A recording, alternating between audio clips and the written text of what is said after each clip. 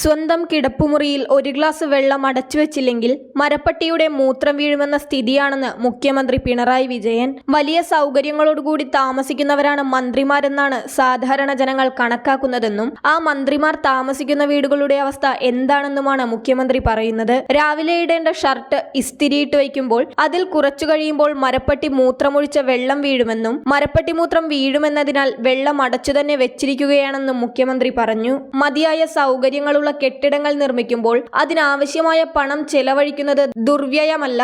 എന്തിനും അനാവശ്യ വിവാദങ്ങൾ ഉയർത്തിക്കൊണ്ടുവരുന്നതാണ് കേരളത്തിന്റെ പ്രത്യേകത.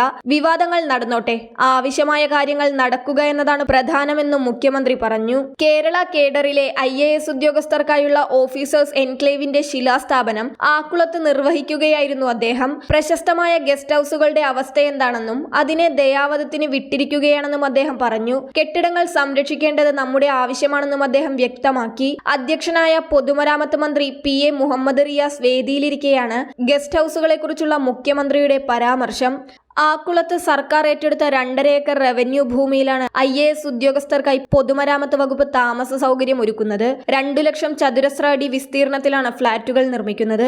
ഊരാളുങ്കൽ ലേബർ കൺസ്ട്രക്ടേഴ്സ് സൊസൈറ്റിക്കാണ് കരാർ. ഊരാളുങ്കലിനാണ് നിർമ്മാണ ചുമതലയെങ്കിൽ പ്രശ്നമല്ലെന്നും കൃത്യസമയത്ത് പണി പൂർത്തിയാക്കുമെന്ന് പ്രതീക്ഷിക്കാമെന്നുമായിരുന്നു മുഖ്യമന്ത്രി പറഞ്ഞത്.